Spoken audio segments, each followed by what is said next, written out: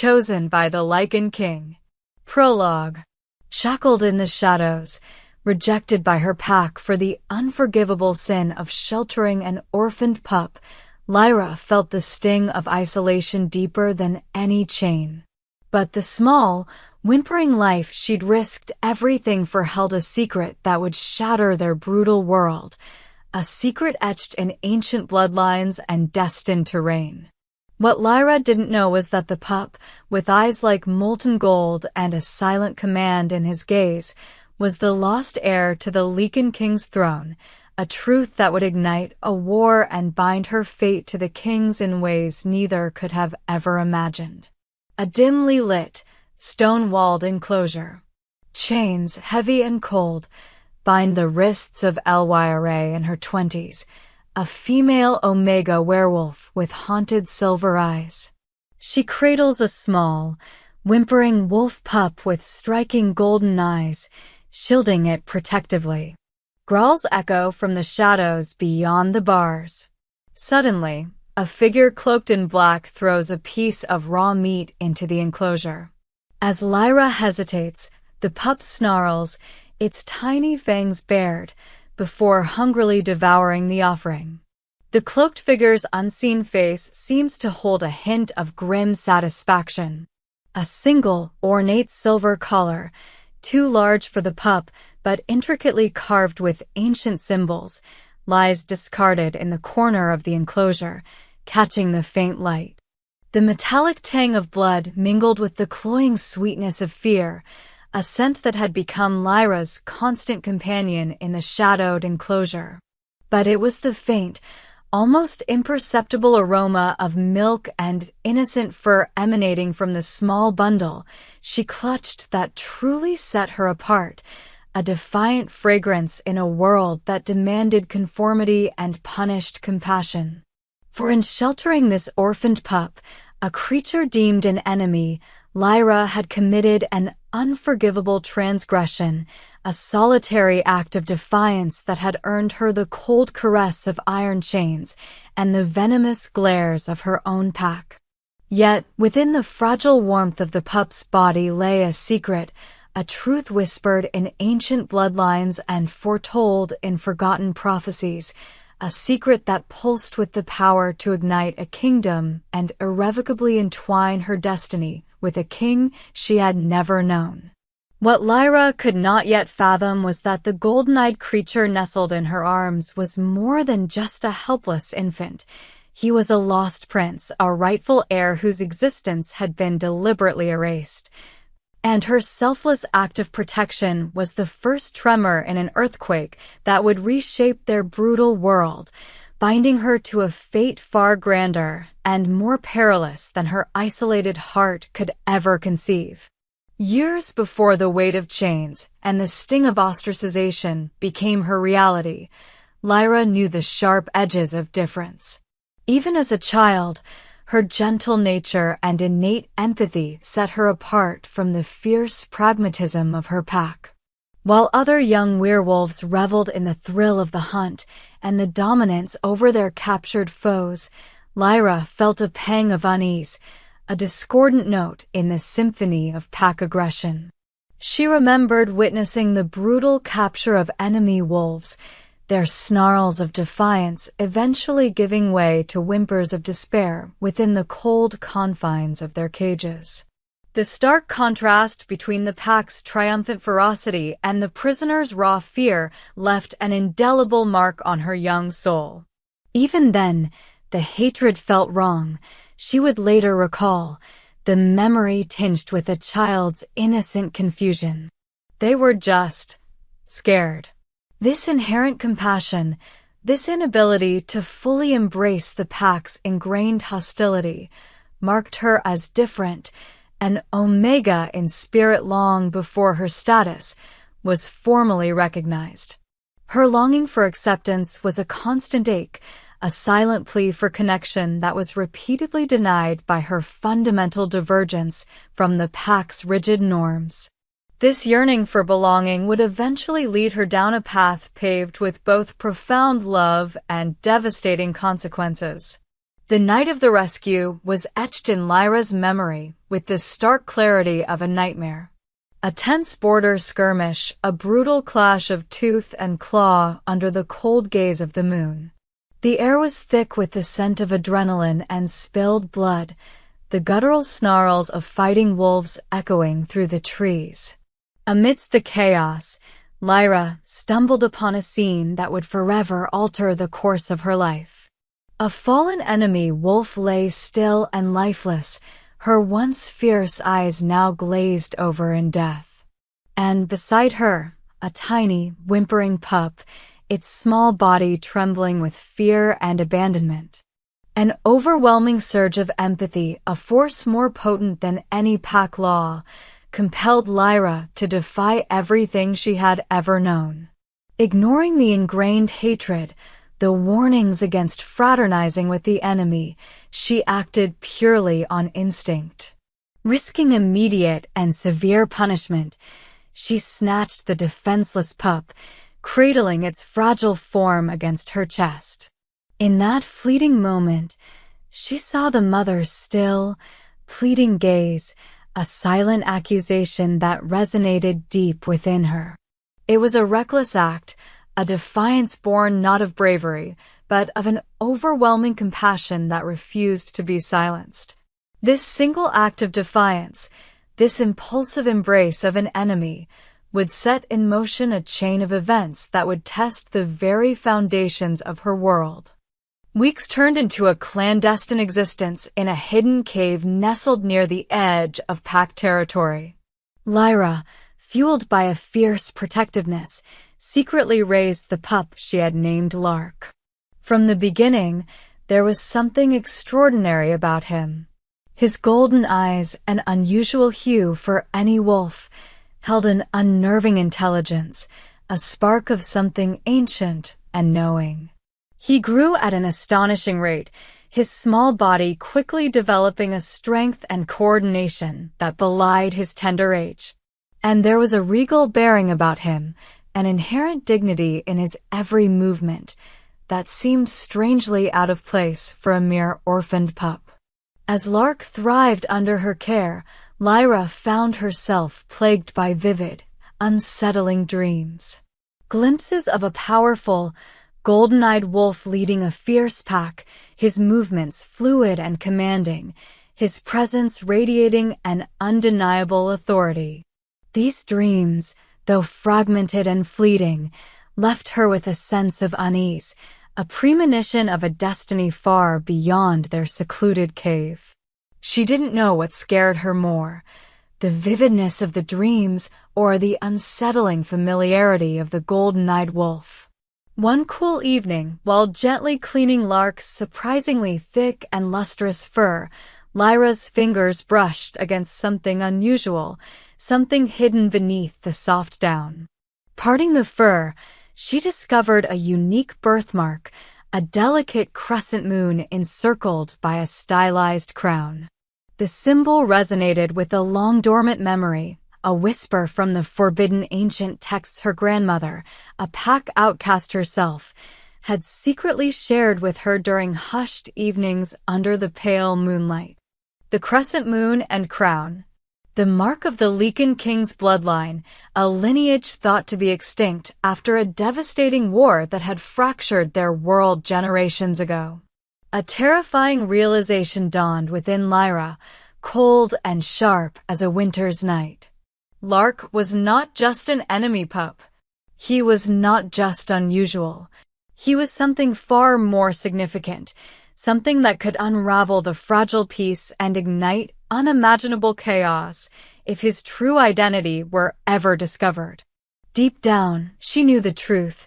This tiny pup held the key to their past and the potential for their future, a future Lyra was now inextricably bound to protect, no matter the cost. The weight of this secret settled heavily upon her, a silent burden that amplified her isolation and underscored the perilous path she had chosen.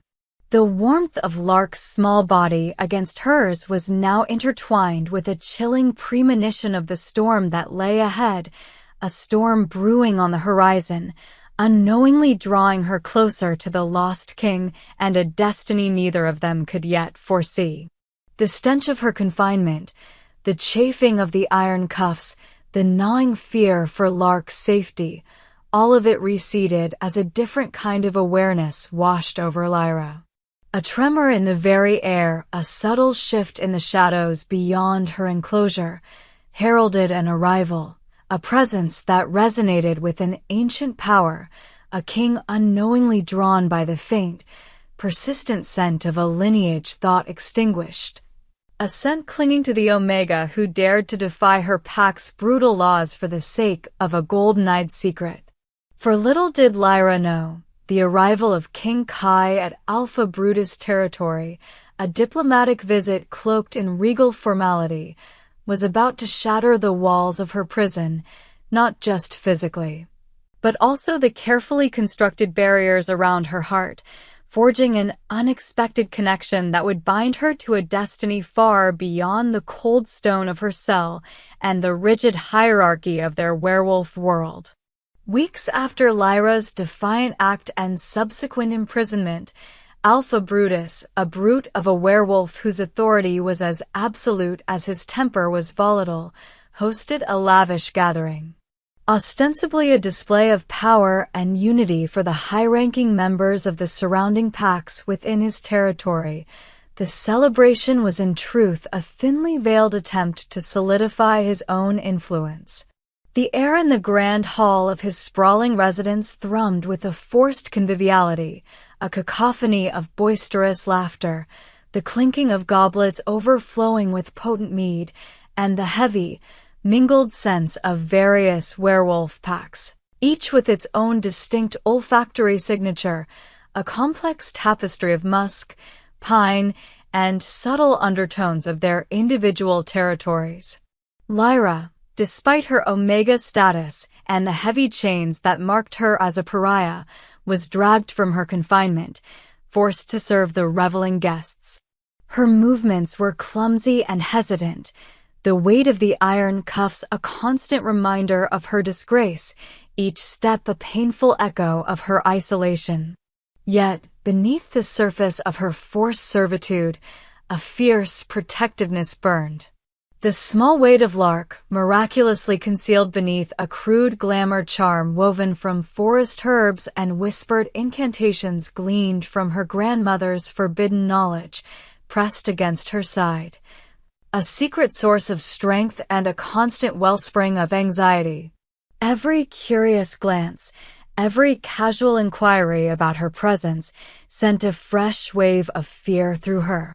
She tried to remain inconspicuous, a shadow amongst the brightly clad alphas and their elegantly adorned consorts, her silver eyes constantly scanning for any sign of danger to her precious cargo.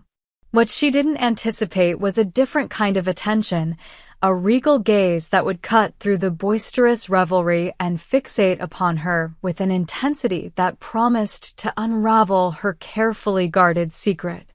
King Kai's arrival was heralded by a hush that fell over the boisterous gathering, a silent acknowledgement of the raw power that radiated from him.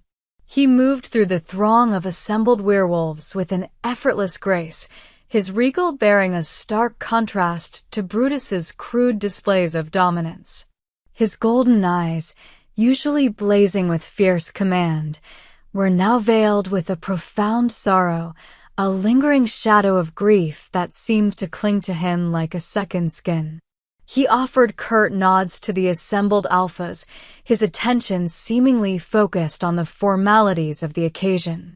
Yet, as he passed near a serving table where Lyra stood, her heart pounding a frantic rhythm against her ribs, a faint, almost imperceptible scent caught his attention. It was unfamiliar, a delicate blend of wild herbs and something else, something subtle, an elusive undercurrent that stirred a long-dormant memory, a faint echo from a happier time. He subtly dismissed it, attributing it to the unusual mix of scents within the crowded hall. However, the intriguing aroma persisted, a delicate thread in the olfactory tapestry that drew his awareness back, a subtle pull on his senses. He paused almost imperceptibly, his golden eyes narrowing almost imperceptibly as he subtly inhaled, trying to isolate the source of this intriguing anomaly. His gaze, sharp and discerning, swept across the line of servers, and then it locked on Lyra. Her silver eyes, downcast and filled with a quiet apprehension, met his for a fleeting moment before she quickly averted them. Yet, in that brief exchange, something flickered in the depths of his golden gaze, a stirring of a long-dormant memory, a faint whisper of recognition triggered by the persistent, subtly evocative scent. He observed her quiet diligence, the almost imperceptible protectiveness in the way her chained hands occasionally brushed against a simple satchel concealed beneath her worn tunic. That scent, it was faint, almost ghostly, yet familiar. A question, unbidden and unsettling, bloomed in his mind, a seed of curiosity planted by an aroma that defied easy categorization and resonated with a forgotten tenderness. He watched her for a moment longer, a silent intrigue growing within him, unaware that the source of his fascination held not only the key to his lost heir, but also a connection to a love he thought had vanished with the ashes of the past. Later, Kai found Alpha Brutus holding court in his private chambers, surrounded by a gaggle of obsequious wolves, their laughter loud and their flattery even louder. With a dismissive gesture that spoke volumes of his royal authority, Kai drew Brutus aside, his golden eyes fixed on the Omega he had noticed earlier. "That Omega," Kai began, his voice low yet carrying an undeniable weight of command that instantly silenced the surrounding sycophants. "The one with the silver eyes. The chained one. Who is she?" Brutus, visibly taken aback by the Lycan King's unexpected interest in such a lowly, disgraced member of his pack, offered a curt explanation, his tone laced with a mixture of disdain and a hint of self-importance. He recounted Lyra's transgression, her unforgivable act of sheltering an enemy pup, emphasizing her defiance of pack law and the subsequent necessity of her imprisonment. He made no mention of the pup's unusual nature or the ancient market boar.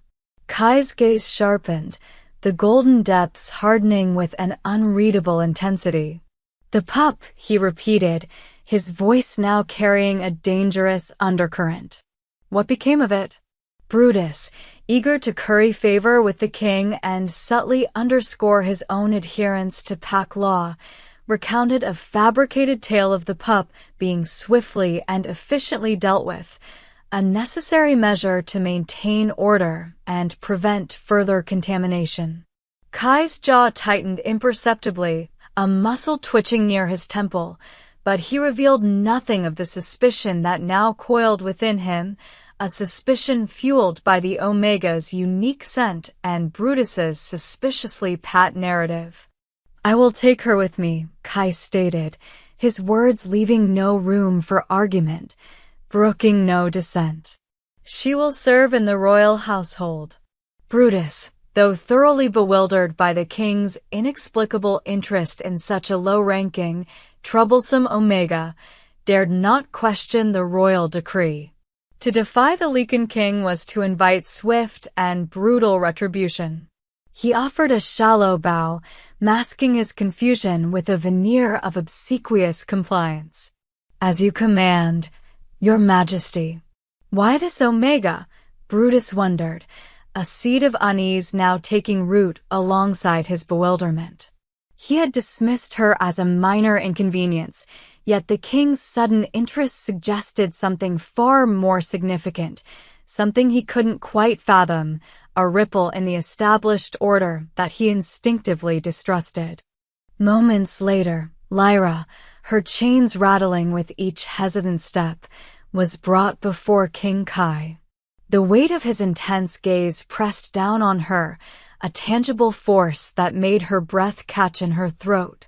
Fear and utter confusion warred in her silver eyes, mirroring the tumultuous emotions churning within her. Why had the king singled her out? What possible purpose could she, a disgraced Omega, serve in the royal household?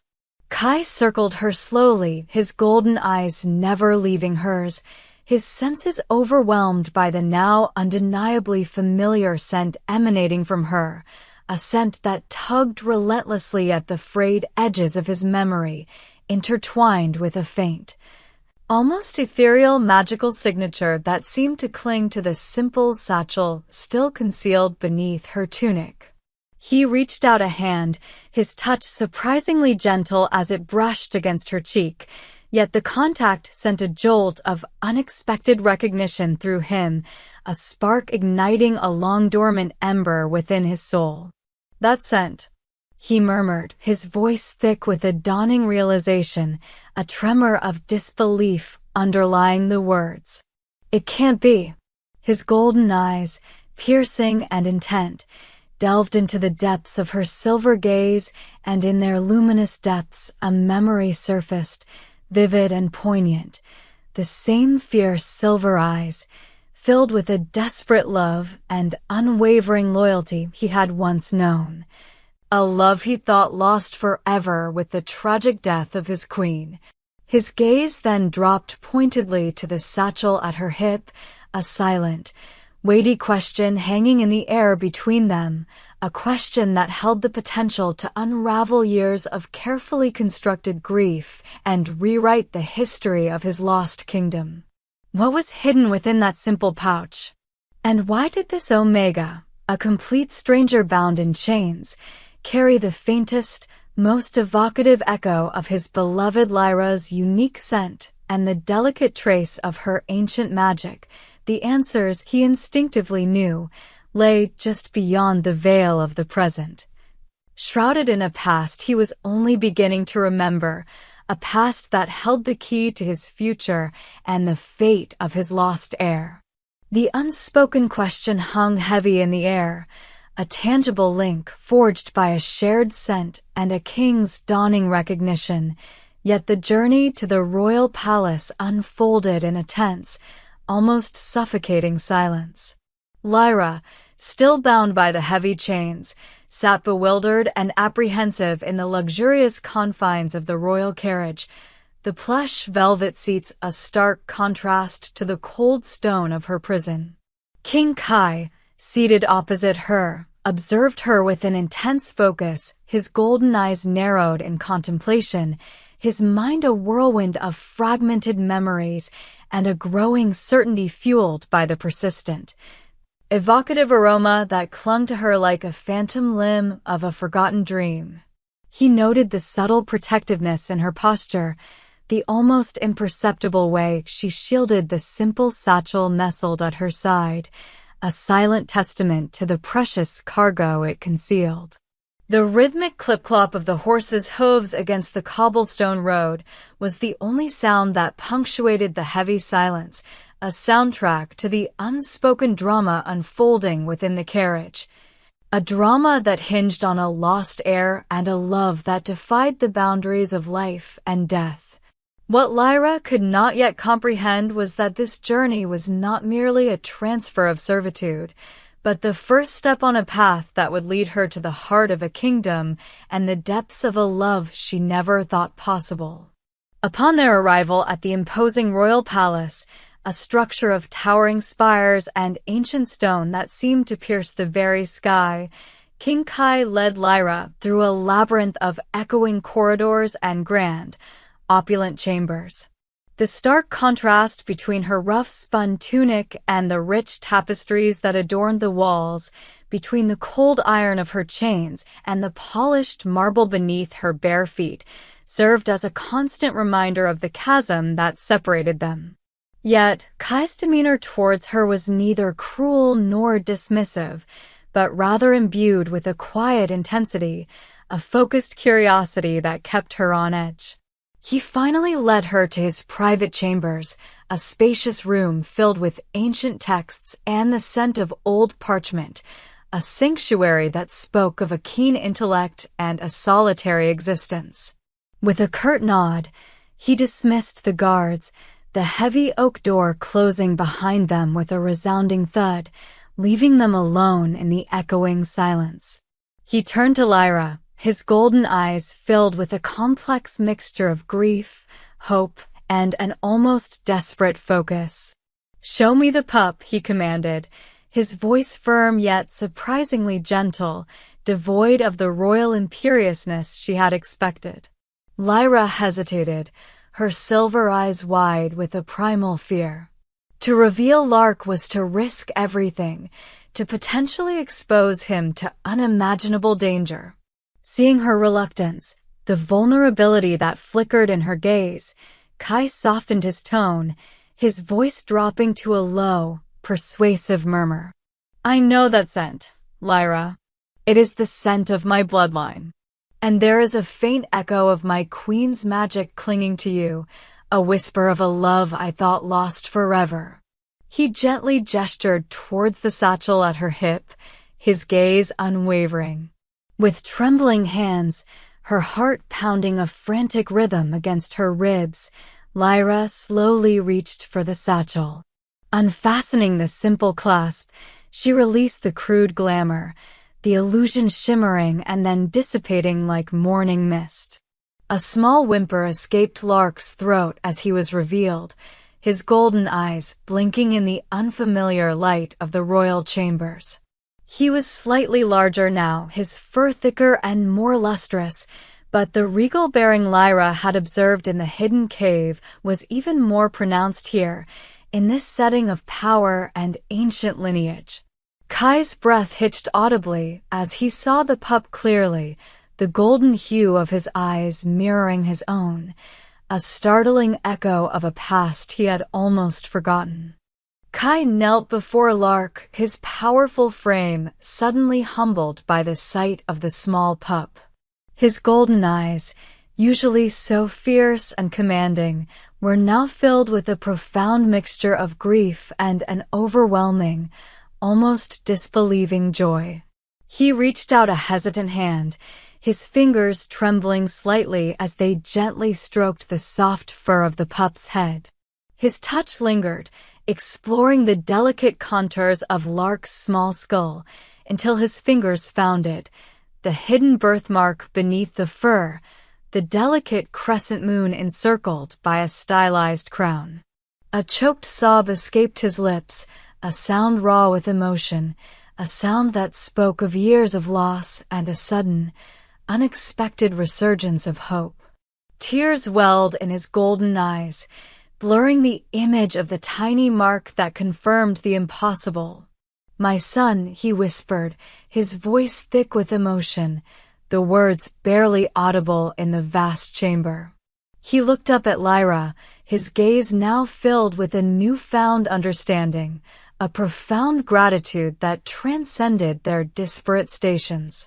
"You saved him," he said, his voice husky with emotion. "You protected my heir when all others believed him lost." The weight of his gaze, no longer interrogating but filled with a dawning affection that went beyond simple gratitude, settled upon Lyra. "You risked everything for him," Kai continued, his voice softening, a note of profound curiosity underlying his words. "Why?" Lyra met his intense gaze, her silver eyes, still bearing the marks of her recent confinement, now filled with a fierce protectiveness for the small creature nestled in her arms and an unexpected vulnerability in the face of the king's raw emotion.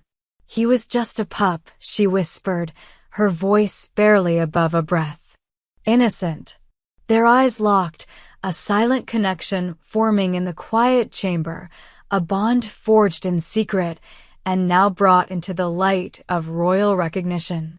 The weight of their shared secret, the unexpected intimacy of this moment, and the fragile, burgeoning bond between them hung heavy in the air, a silent promise of a future neither could have ever foreseen. The fate of a kingdom, and perhaps their own hearts, now rested on the unspoken answer to a king's simple question. The fragile pup, a living testament to a love thought extinguished and a lineage believed lost, lay nestled in Lyra's arms, his golden eyes mirroring the king's own, a silent bridge across the chasm of their disparate lives. But it was the unspoken question, the simple why, that hung in the air, a question that held the key to unlocking not only Lyra's past, but also the very foundations of a kingdom teetering on the precipice of change. For in the answer lay not only the explanation for a selfless act of defiance, but also the seeds of a connection, a bond forged in secret and now illuminated by royal recognition. A bond that threatened to defy centuries of tradition and reshape the very definition of love and loyalty within their werewolf world. What neither Kai nor Lyra could yet comprehend was that this moment of revelation, this fragile connection born from a shared scent and a hidden birthmark, was the catalyst for a love story as ancient and powerful as the bloodline that flowed through Lark's veins. A love story that would challenge the very fabric of their society and demand a choice between duty and desire. The immediate aftermath of Lark's unveiling was a whirlwind of activity, a flurry of hushed whispers and urgent commands that reverberated through the royal palace. Kai, his grief momentarily eclipsed by the overwhelming joy of finding his son, dedicated himself to Lark's care and preparation. He was a stern but loving father, his golden eyes softening with an almost paternal tenderness whenever he gazed upon the growing pup. He instilled in Lark the values of strength, wisdom, and compassion, grooming him for his future role as king with a dedication that bordered on reverence. Lyra, her chains finally removed, found herself thrust into a new and unfamiliar role within the palace walls. No longer a prisoner, she was now Lark's caretaker, a position that placed her in close proximity to both the young heir and his grieving father. She observed their interactions with a quiet intensity, her silver eyes reflecting a complex mix of gratitude, awe, and a burgeoning emotion she dared not name. The lingering scent of Kai, a potent blend of pine and something uniquely his own, filled the palace halls, a constant reminder of the king whose presence now dominated her days and her thoughts. Despite the formality of their roles, the grieving king and the former prisoner turned caretaker, Kai and Lyra found themselves inexplicably drawn to each other.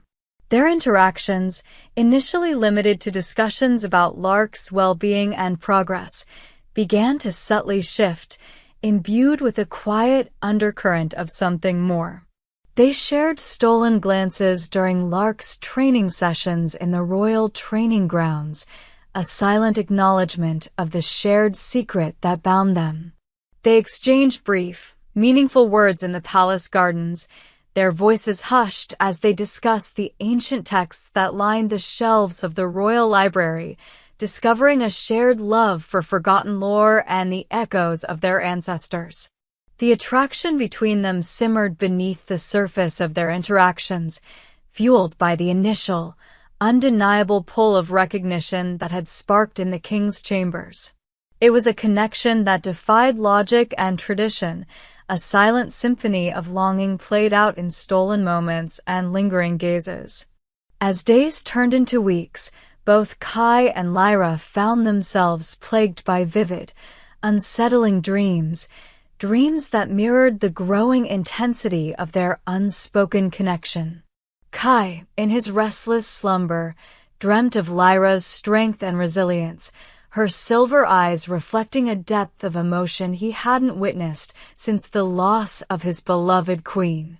He dreamt of her quiet courage in the face of adversity, her unwavering devotion to the orphaned pup who was now revealed to be his son. The lingering trace of her unique scent, a subtle blend of wild herbs and an untamed spirit, haunted his waking hours, a constant reminder of the woman who had defied his pack's laws and captured his heart. Lyra, in turn, dreamt of Kai's regal presence and the unexpected tenderness that lay beneath his kingly facade. She saw the raw grief that still clung to him, the vulnerability that flickered in his golden eyes whenever he looked at Lark, and the fierce determination that burned within him as he trained his son for his future role. The dreams amplified their growing desire, blurring the lines between reality and fantasy, making their waking hours a constant struggle against the forbidden feelings that threatened to consume them. The constant awareness of their shared history, the weight of their secret, and the son who now inextricably bound them together only intensified their longing, creating a tension that crackled in the air between them. One late evening, drawn by an unspoken need, Kai found Lyra in the royal library, surrounded by towering shelves filled with ancient texts. The only light came from a single flickering candle, casting long shadows that danced across the room, mirroring the turbulent emotions within them. As Kai reached for the same scroll Lyra held, their hands brushed, a fleeting touch that sent a jolt of electricity through both of them. The silence stretched, broken only by the crackling of the candle and the soft rustle of parchment, yet it was a silence charged with an unspoken language, a language of longing and desire. Their eyes met across the dimly lit room, the flickering candlelight illuminating the raw vulnerability in Lyra's silver gaze and the fierce hunger in Kai's golden eyes. In that moment, the dam of their restraint broke, the carefully constructed walls around their hearts crumbling under the weight of their undeniable connection. With a hesitant step, Kai closed the distance between them, his gaze fixed on Lyra's parted lips. Time seemed to stand still as he reached out, his hand gently cupping her cheek. A soft gasp escaped Lyra as his thumb traced the delicate curve of her jawline, the touch sending shivers down her spine. And then, with a slow, deliberate motion, he lowered his head, his breath mingling with hers, the scent of him, potent and intoxicating, filling her senses. Their first kiss was tentative, a hesitant exploration of a forbidden desire, a meeting of souls that transcended their disparate roles and their perilous secret. It was a kiss born of longing and desperation, a silent confession of a love that defied logic and tradition, a love that had been simmering beneath the surface since the moment their eyes had first met. The aftermath of that stolen kiss was a whirlwind of conflicting emotions. Kai and Lyra found themselves plunged into a secret liaison, their stolen moments in the royal chambers filled with a desperate passion and a vulnerability that neither had shown to another soul. They were bound by a love that defied their positions, their pasts, and the rigid expectations of their werewolf world, a love born from a chance encounter sparked by an undeniable scent and nurtured by a shared secret. The weight of their forbidden desire hung heavy in the air, a potent force that both thrilled and terrified them. Yet, beneath the intoxicating allure of their stolen moments, a dark undercurrent of guilt and responsibility gnawed at Kai. He was torn between his duty to his kingdom, his responsibility to Lark, the future of his lineage, and the overwhelming, undeniable desire for Lyra. He knew their relationship was a dangerous game, a precarious dance on the edge of a precipice, a secret that could have devastating consequences if discovered. The thought of the potential ramifications, the scandal, the rebellion, the threat to Lark's claim, haunted his waking hours, a constant reminder of the fragile balance he was trying to maintain. Yet he found himself unable to end it, unable to sever the connection that had brought a flicker of life back into his grief-stricken heart. In Lyra's presence, he found solace, a renewed sense of purpose, a connection that felt both ancient and utterly new, a connection subtly reinforced by the lingering familiarity of her scent and the undeniable pull of her spirit. Lyra, too, was tormented by the secrecy and the ever-present danger that shrouded their love. She loved Kai deeply, with a fierce devotion that mirrored his own, but she could not bear the thought of living in the shadows, constantly fearing discovery and the repercussions for him and Lark. The weight of her past, her status as an Omega, and the knowledge that their love was a direct challenge to centuries of tradition pressed down on her, threatening to suffocate the fragile hope that had begun to bloom in her heart. She knew that their love was not just a personal matter, it was a political powder keg, a secret that could ignite a firestorm of dissent and threaten the stability of the entire kingdom. Torn between her love for Kai and her fear for his safety, Lyra made a heart-wrenching decision. She prepared to leave the palace, believing it was the only way to protect him and Lark from the potentially catastrophic consequences of their forbidden love. She packed a small bag, her movements filled with a quiet sorrow, her silver eyes reflecting the pain of a love that seemed destined to end in tragedy. She knew that walking away would shatter her own heart, but she convinced herself that it was a necessary sacrifice, a selfless act of love to safeguard the man and the son she had come to cherish above all else. As she stood on the threshold of her departure, ready to slip away into the night, Kai found her. His golden eyes, usually filled with regal authority, were now raw with emotion, pleading and vulnerable. He begged her to stay, his voice husky with a desperation that mirrored her own. He confessed his love for her, his words pouring out in a torrent of raw honesty. He revealed the dreams that haunted him, the visions of a future where they were together, a future he desperately wanted to make real.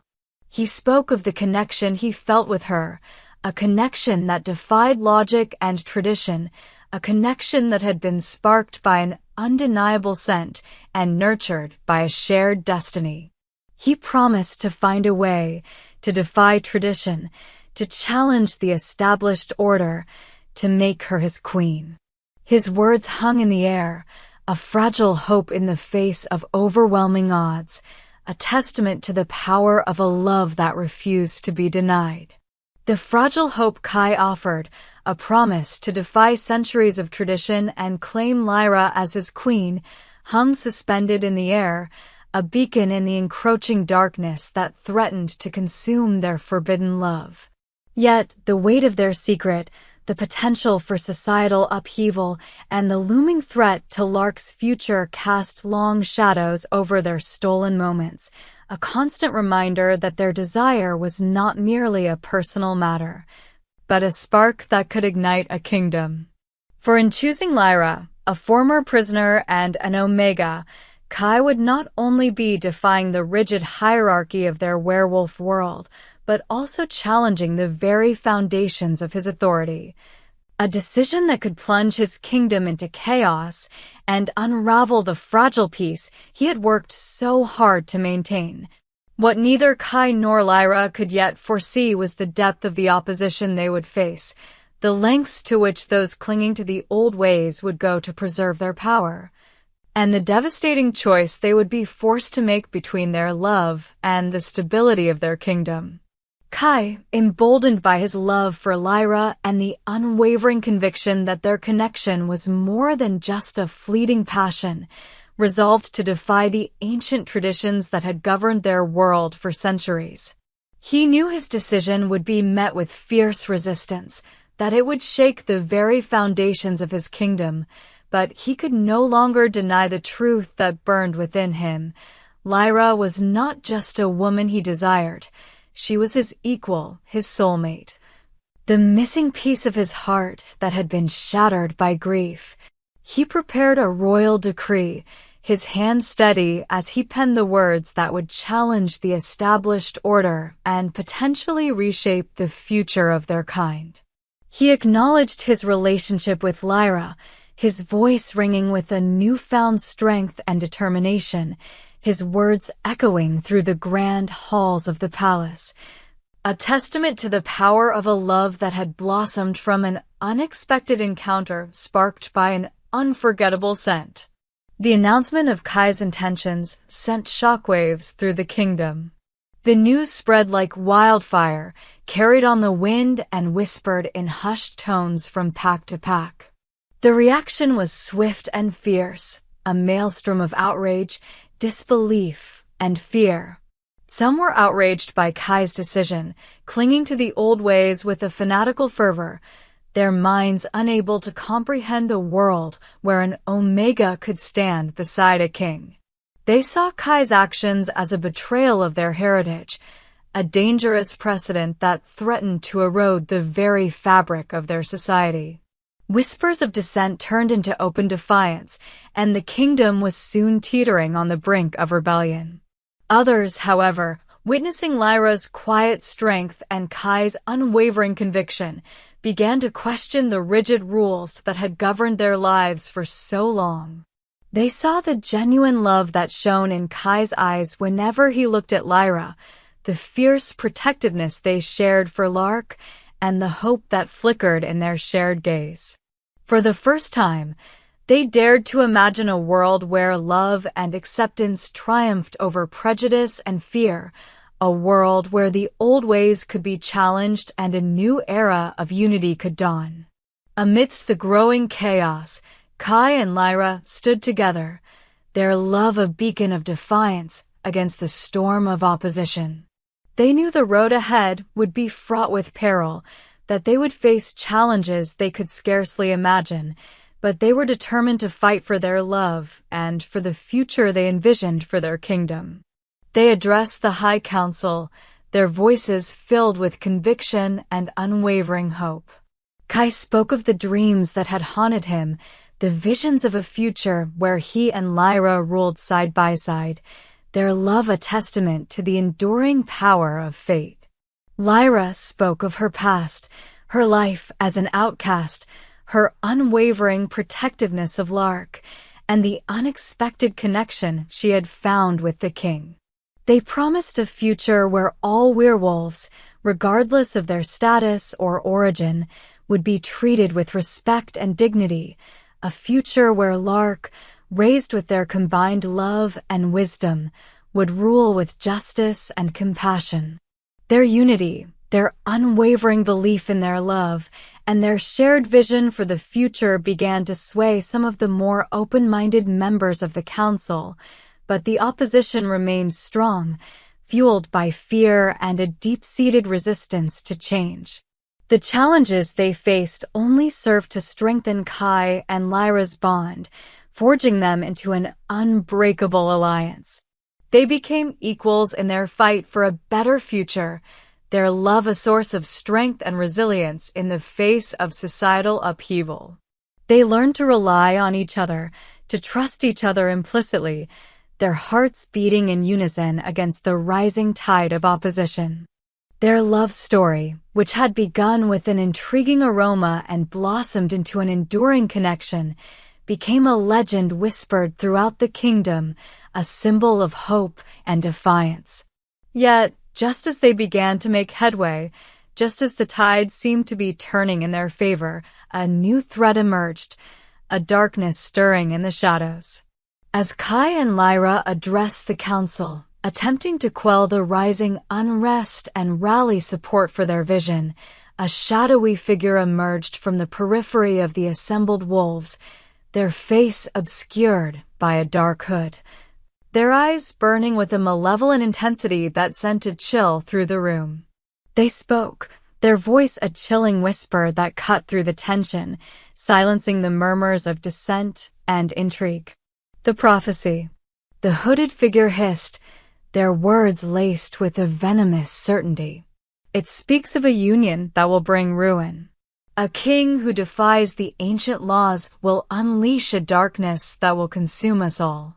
The words hung heavy in the air, a chilling prophecy that threatened to unravel everything Kai and Lyra had fought for. The hooded figure's pronouncement cast a pall over the council, reigniting the fear and uncertainty that had begun to subside. The prophecy, a dark and ominous prediction, spoke of a king who would defy the ancient laws and unleash a devastating darkness upon the kingdom. The connection to Kai and Lyra's union was undeniable, a chilling premonition that sent a shiver of dread through their hearts. The hooded figure's words served as a stark reminder of the forces arrayed against them, forces that would stop at nothing to preserve the old ways and prevent the changes Kai and Lyra sought to bring about. The prophecy, a dark and ominous prediction, threatened to destroy not only their love but also their kingdom, plunging them into a battle against a darkness that had been foretold for centuries. The chilling prophecy, a venomous whisper from the shadows, hung heavy in the grand hall, casting a pall of fear and uncertainty over the fragile hope that Kai and Lyra had begun to cultivate. The hooded figure's words, a stark warning against their union, resonated with the deep-seated superstitions and ingrained traditions of their werewolf world, threatening to unravel the delicate threads of acceptance they had so painstakingly woven.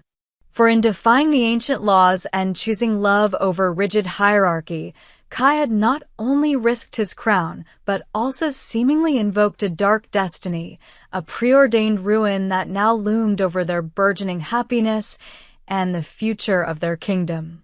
What Kai and Lyra could not yet fully grasp was the intricate tapestry of this prophecy, the hidden meanings woven into its ancient verses, and the unexpected role their love, born from a chance encounter and nurtured in secret, would play in either fulfilling its grim prediction or shattering its ominous hold forever. The battle for their love was no longer just against societal prejudice, but against the very fabric of fate itself. In the tense aftermath of the hooded figure's pronouncement, a palpable unease settled over the royal palace. The whispers of dissent, which had begun to quiet in the face of Kai and Lyra's unwavering unity, reignited with a renewed fervor, fueled by the ancient prophecy and the fear of an unknown darkness. Kai and Lyra, their hearts heavy with the weight of this new threat, sought refuge in the quiet solitude of the royal library, surrounded by the wisdom of their ancestors and the echoes of forgotten lore. With the help of trusted advisors, scholars steeped in ancient texts and the cryptic language of prophecy, they began to delve deeper into the verses that had cast such a dark shadow over their future.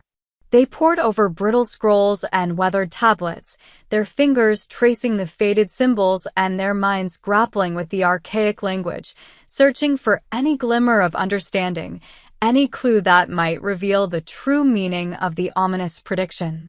What they discovered was a prophecy far more complex than the simple warning they had initially perceived.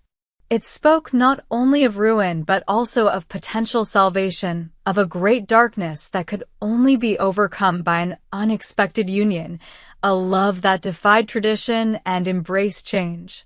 The verses hinted at a king who would choose his own path, a path guided by his heart rather than the rigid dictates of the past, and a queen who would stand by his side, her strength and compassion a beacon against the encroaching shadows. As they pieced together the fragmented verses, a glimmer of hope began to emerge amidst the fear. Perhaps their love, the very thing that was prophesied to bring ruin, was also the key to their salvation. Meanwhile, the hooded figure, revealed to be a zealous elder named Morwen, a staunch traditionalist who clung fiercely to the old ways and feared any deviation from the established order, began to actively exploit the division within the pack. Morwen, with her charismatic rhetoric and her dire warnings of impending doom, rallied those who clung to the ancient prophecies and resisted change, inciting fear and resentment against Kai and Lyra's unconventional union. She painted Lyra as an outsider, a dangerous influence who threatened to corrupt the king and lead their kingdom into darkness. She twisted the prophecy to fit her own agenda, portraying Kai's love for Lyra as the catalyst for the prophesied ruin, and called for a return to the old ways, even if it meant bloodshed. Her words, laced with fear and prejudice, found fertile ground among those who were already resistant to change, and soon, a faction of dissent grew, threatening to erupt into open rebellion.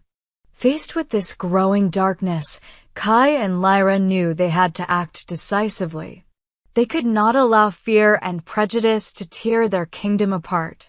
With Lark now showing undeniable signs of his own burgeoning power, his golden eyes radiating an ancient wisdom beyond his years, they resolved to confront Morwen and her followers in a place of ancient power. A sanctuary nestled deep within the heart of their territory, a place where the echoes of their ancestors resonated with undeniable force. They journeyed to the ancient sanctuary, Lark walking bravely between them, his presence a symbol of their love and their hope for the future. The sanctuary was a clearing bathed in an ethereal moonlight, surrounded by towering stones carved with the symbols of their ancestors. Morwen and her followers awaited them, their faces grim, their eyes filled with a mixture of fear and righteous anger. The air crackled with tension as Kai and Morwen faced each other, their ideologies clashing like thunder. Kai spoke of his love for Lyra, of the strength and wisdom he found in her, and of his vision for a united kingdom where love and acceptance triumphed over prejudice and fear. Lyra spoke of her loyalty to Kai and Lark, of her unwavering belief in their right to love, and of her hope for a future where all werewolves could live together in peace. Lark, though young, stood tall beside his parents, his golden eyes meeting the gaze of the assembled wolves with a regal confidence that belied his age. He spoke of the love he felt for both his parents, a love that had saved him and now offered hope for their kingdom's future. Their words, filled with love, courage, and conviction, began to sway some of Morwen's followers, their fear slowly giving way to a glimmer of understanding. But Morwen remained defiant, clinging to her rigid beliefs and her interpretation of the ancient prophecy.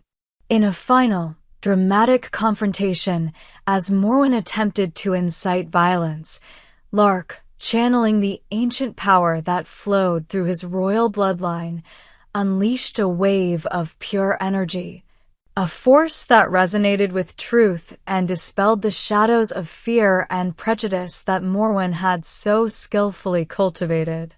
The display of his power, a tangible manifestation of their love and their hope for the future, finally broke Morwen's hold over her followers. They saw in Lark not a harbinger of ruin, but a symbol of a new era, an era where love and acceptance could indeed triumph over the darkness of the past.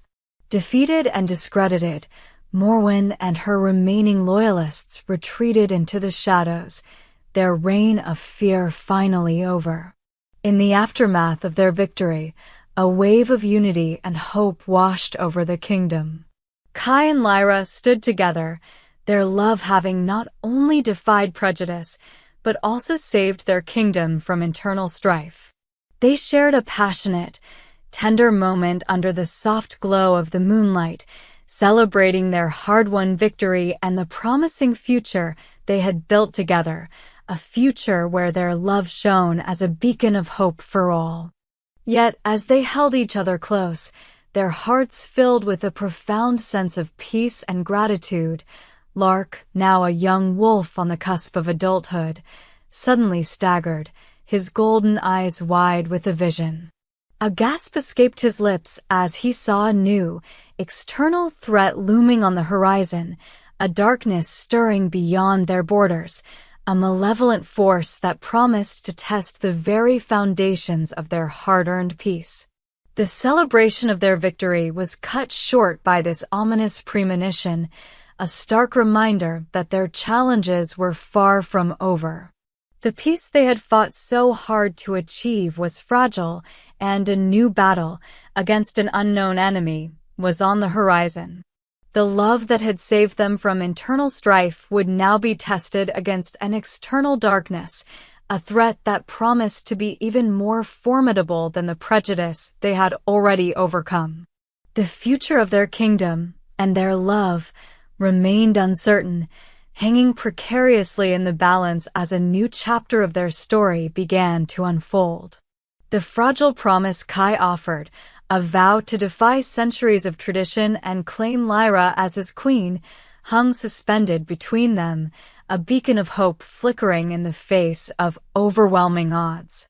Yet, the chilling prophecy, the looming external threat, and the weight of their forbidden desire cast long shadows over their stolen moments, a constant reminder that their love was not merely a personal matter, but a spark that could ignite a revolution. A revolution not only within their hearts, but also within the very fabric of their kingdom. For in choosing Lyra, Kai was not just defying the rigid hierarchy of their werewolf world. He was accepting a destiny intertwined with hers, a destiny that threatened to plunge them into a darkness foretold by ancient seers, a darkness that only their united strength and unwavering love could hope to overcome. What Kai and Lyra could not yet fully comprehend was the intricate web of fate that had been woven around them, a tapestry of prophecy, passion, and power that would demand the ultimate sacrifice and test the very limits of their devotion. Kai's desperate plea, his heartfelt confession of love, echoed in Lyra's ears, a symphony of raw emotion that both thrilled and terrified her. She saw in his golden eyes a vulnerability she had never witnessed before, a desperate longing that mirrored her own. He spoke of a future where they stood side by side, ruling as equals, their love a beacon of hope and unity for their people. He vowed to challenge the ancient laws, to defy the prejudices that had divided their kingdom for centuries, and to make her his queen, not out of duty, but out of an unshakable conviction that their love was meant to be. Yet the chilling prophecy, the hooded figure's ominous warning, cast a long shadow over his words, a stark reminder of the darkness that threatened to consume them if they dared to defy fate. Torn between her desire to believe in Kai's promise and her fear of the looming prophecy, Lyra hesitated. She knew the risks involved, the potential for chaos and destruction if their union was deemed to be the catalyst for the predicted ruin. She saw the weight of his crown, the burden of his responsibility to his people, and she questioned whether her love was worth such a sacrifice. Could she, a former prisoner and an Omega, truly stand beside a king and defy the will of the ancients? Kai, sensing her hesitation, reached out, his hand gently cupping her cheek. His touch was warm and reassuring, a stark contrast to the cold iron that had once bound her wrists. "Lyra," he murmured, his voice husky with emotion, "I know the prophecy weighs heavily on your heart. But I refuse to believe that our love is destined to bring ruin. I believe that fate is not a fixed path, but a river that we can navigate together. I believe that our love is not a curse, but a blessing, a force that can overcome any darkness." He stepped closer, his gaze searching hers, his golden eyes filled with an unwavering certainty. "The prophecy speaks of a king who defies the ancient laws," he continued, "but it also speaks of a love that can conquer all. Perhaps our love is not the cause of the darkness, but the key to defeating it. Perhaps we are not meant to bring ruin, but to bring salvation." His words, filled with conviction and a desperate hope, began to chip away at Lyra's doubts. She saw the strength in his eyes, the unwavering belief in their love, and she realized that she could no longer deny the truth that burned within her own heart. She loved Kai with a passion that transcended fear, a devotion that defied logic and tradition. She knew that she could not walk away from him, not when their love offered a glimmer of hope in the face of such overwhelming darkness. "I believe you," she whispered, her voice trembling with emotion. "I believe in our love." Their decision was made. They would face the darkness together, armed with their love and their unwavering belief in their shared destiny. They knew the path ahead would be fraught with peril, that they would face opposition from those who clung to the old ways and feared the changes they represented. But they were determined to fight for their love and for the future they envisioned for their kingdom, a future where love and acceptance triumphed over prejudice and fear. With renewed determination, Kai and Lyra began to prepare for the coming darkness. They delved deeper into the ancient texts, seeking any clue that might reveal the nature of the threat they faced and the key to defeating it. They consulted with the wisest scholars and seers in the kingdom, gathering knowledge and wisdom from those who had studied the prophecy for generations. They learned that the darkness was not a mere physical force, but a manifestation of the fear and prejudice that had festered in their society for centuries. It was a darkness that fed on division and thrived on hatred, a darkness that could only be vanquished by unity and love. As they delved deeper into the prophecy, they discovered that their union, while defying tradition, was intricately woven into a larger destiny, one that spoke of both great peril and potential salvation for their kind. The ancient verses hinted at a time when the balance between light and darkness would be threatened, a time when the fate of their world would rest on the shoulders of a king and queen whose love transcended all boundaries. They realized that their love was not a random act of defiance, but a crucial element in a cosmic struggle, a force that had been set in motion long before they were born. The hooded figure, Morwen, and her followers, emboldened by their interpretation of the prophecy and their growing support, prepared to unleash their own darkness. They gathered in secret, their faces grim, their hearts filled with a twisted sense of righteousness. They saw themselves as the guardians of tradition, the protectors of their heritage, and they believed that they were acting in the best interests of their kingdom by opposing Kai and Lyra's union. They planned to exploit the fear and uncertainty that gripped the kingdom, to incite a rebellion that would overthrow Kai and restore the old order. They believed that by eliminating Kai and Lyra, they could prevent the prophesied ruin and ensure the survival of their kind. Their hatred, fueled by fear and prejudice, blinded them to the truth that their actions were only perpetuating the very darkness they claimed to be fighting against. The stage was set for a final confrontation, a battle between light and darkness, love and hatred, a battle that would determine the fate of their kingdom and the destiny of Kai and Lyra's love. They would meet in the ancient sanctuary, a place of power and sacred ground, where the echoes of their ancestors resonated with an undeniable force. The outcome of this battle would not only decide the future of their kingdom, but also the fate of their love, a love that had begun with an intriguing aroma and blossomed into an enduring legend, a love that was now facing its ultimate test. The ancient sanctuary, bathed in the ethereal glow of the full moon, became the crucible where destinies collided. The air crackled with a palpable energy, a potent mix of fear, hope, and the raw, untamed power of a love that defied centuries of tradition. Kai and Lyra stood together, their hands intertwined, their gazes locked in a silent communion that transcended words. They were not just a king and his chosen queen, they were two halves of a single soul, their hearts beating in unison against the encroaching darkness. Lark, now a young wolf on the cusp of his full power, stood beside them, his golden eyes blazing with a fierce determination, a living testament to the enduring strength of their love. Morwen and her followers, their faces contorted with a mixture of fear and fanaticism, confronted them, their voices raised in a chorus of condemnation and dire warnings. The stage was set for the final act, a battle that would determine not only the fate of their kingdom, but also the very essence of their love. The confrontation began not with violence, but with words.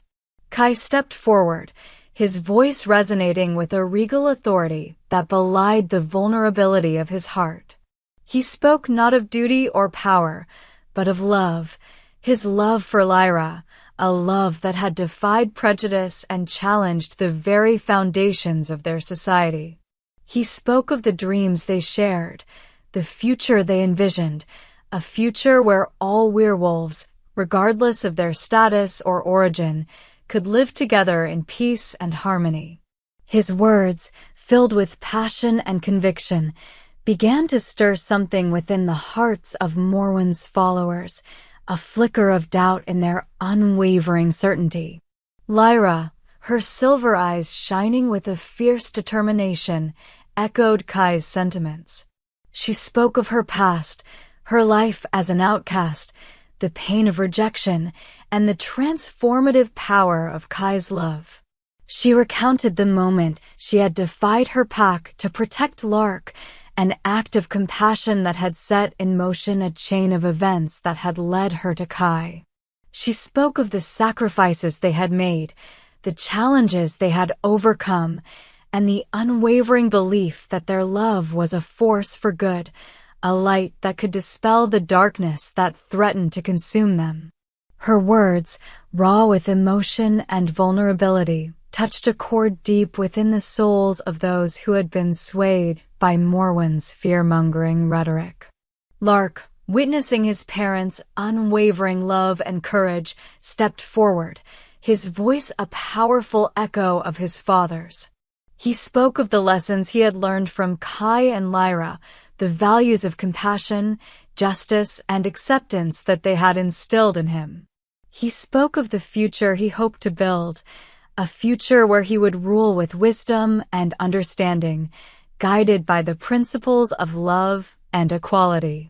His words, filled with the wisdom of youth and the power of his royal bloodline, resonated with the assembled wolves, reminding them of the hope that Kai and Lyra's love represented.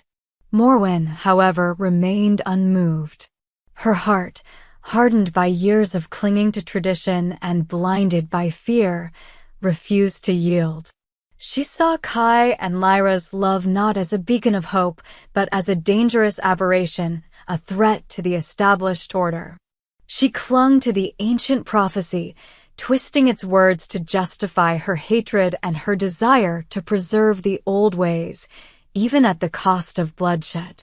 As the tension in the sanctuary reached its peak, Morwen unleashed her final weapon, a desperate attempt to sever the bond between Kai and Lyra, to drive a wedge between them and shatter the unity that was their greatest strength. She invoked ancient magic, dark and forbidden, her voice chanting incantations that echoed with the power of centuries of prejudice and fear. A wave of dark energy surged through the sanctuary, targeting Kai and Lyra, attempting to tear them apart. The pain was excruciating, a searing agony that ripped through their very souls. It felt as though their hearts were being torn from their chests, their connection severed by an unseen force. Kai cried out, his body racked with pain, his golden eyes filled with terror as he felt Lyra slipping away. Lyra screamed, her silver eyes reflecting the same agony, her strength fading as the darkness threatened to consume her. But their love was stronger than any dark magic. As the dark energy tried to tear them apart, Kai and Lyra reached for each other, their hands grasping desperately, their fingers intertwined. They poured all their love, all their devotion, all their shared memories into that single touch, their connection a lifeline in the face of oblivion.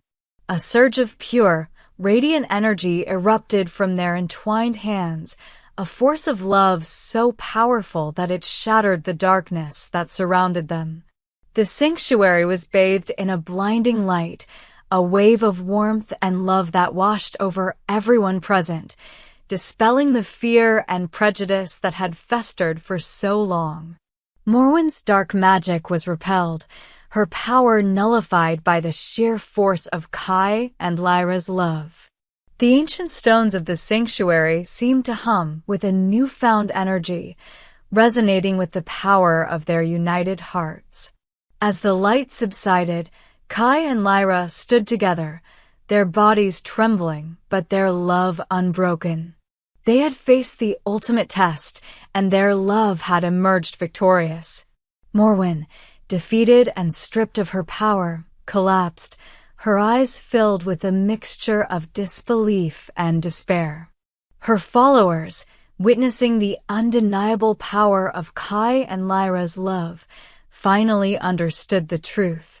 They saw that their fear and prejudice had blinded them to the light, and they turned away from Morwen, their hearts filled with remorse and a newfound hope. In the aftermath of the battle, a profound sense of peace settled over the kingdom. Kai and Lyra, their love having conquered the darkness, were hailed as saviors. Their reign was marked by an unprecedented era of unity, prosperity, and acceptance. The ancient laws were rewritten, traditions were challenged, and a new era of equality dawned, all thanks to the love of a king and his queen. Kai and Lyra ruled together, their love a beacon of hope for generations to come. They raised Lark to be a wise and compassionate leader, instilling in him the values of love, justice, and understanding. Their family became a symbol of the inclusive future they had created, a testament to the power of love to overcome adversity and reshape a kingdom. Years passed, and Kai and Lyra's love story became a legend, whispered in hushed tones and celebrated in grand ballads. They were remembered not only as rulers, but as lovers, their names forever intertwined in the annals of their history. Their love became a symbol of hope and unity, a reminder that even the most rigid traditions can be broken by courage and love. One evening, as the sun dipped below the horizon, painting the sky in vibrant hues of orange and gold, Kai and Lyra stood together on a high cliff overlooking their thriving kingdom. Their hands were intertwined, their bodies pressed close, their hearts filled with a love that had only deepened with time. They gazed out at the peaceful land, their eyes reflecting the contentment of a life well lived, a life dedicated to love and unity. "We did it," Lyra murmured, her voice filled with emotion. "We changed the world." Kai smiled, his golden eyes filled with adoration as he looked at her. "No, my love," he said softly. "We changed our world. And in doing so, we showed others that love is the strongest force of all." They shared a passionate kiss, their lips meeting in a tender embrace that spoke volumes of their enduring love. The wind whispered around them, carrying the scent of wildflowers and the promise of a peaceful future. As they stood there, silhouetted against the setting sun, they knew that their love story, a love story that had begun with an intriguing aroma and blossomed into an enduring legend, would continue to inspire hope and courage for generations to come. In the heart of the royal archives, a vast chamber filled with towering shelves that stretched towards the vaulted ceiling, a young wolf with strikingly golden eyes sat engrossed in an ancient scroll. This was Lark, now the young king, his features a blend of his parents' strength and compassion, his gaze filled with a wisdom beyond his years. The scroll he studied detailed the tumultuous reign of his parents, Kai and Lyra, their courageous defiance of tradition, and the legendary love that had transformed their kingdom. He traced the faded ink with a thoughtful paw, his mind filled with the echoes of their struggles and triumphs. The archive was silent save for the soft rustle of parchment as Lark turned the page. He read of the chilling prophecy that had threatened to consume them, the darkness they had faced, and the unwavering unity that had ultimately saved them. He saw depicted in intricate illustrations the pivotal moments of their reign, Kai and Lyra standing side by side, addressing the assembled packs with fiery conviction, the confrontation in the ancient sanctuary where their love had shattered the darkness, and the dawn of a new era where werewolves of all statuses lived together in harmony. His gaze lingered on a particularly detailed depiction of his parents. Kai, his regal bearing softened by the warmth of his love for Lyra, his golden eyes filled with an unwavering devotion. And Lyra, her silver eyes shining with a fierce strength and unwavering compassion, her hand resting protectively on Kai's. Lark felt a surge of pride as he looked at their intertwined figures, a testament to the enduring power of a love that had defied fate and reshaped their world. As he continued to read, Lark came across a passage that spoke of a new threat, a darkness stirring beyond their borders, a force that promised to test the foundations of the peace his parents had so dearly won. The prophecy, it seemed, was not entirely silenced. It had foreseen not only the internal strife, but also a looming external danger, a challenge that would require all the strength and wisdom of the new generation. Lark's golden eyes narrowed with determination. He knew that the legacy of his parents was not just one of love and unity, but also one of vigilance and courage. He understood that the peace they had established was not a gift to be taken for granted, but a treasure to be protected, a flame to be nurtured against the winds of darkness. He closed the scroll, his heart filled with a mixture of awe and resolve. He would honor his parents' legacy, he vowed, by facing this new threat with the same courage and unwavering love that had defined their reign. He would lead his people with wisdom and compassion, guided by the principles of equality and justice that his parents had fought so hard to establish. And he would be ready to defend their kingdom against any darkness that dared to threaten its hard-won peace. The story of Kai and Lyra was not an ending, Lark knew, but a beginning. It was a foundation upon which he would build his own reign, a testament to the enduring power of love and the courage it inspired.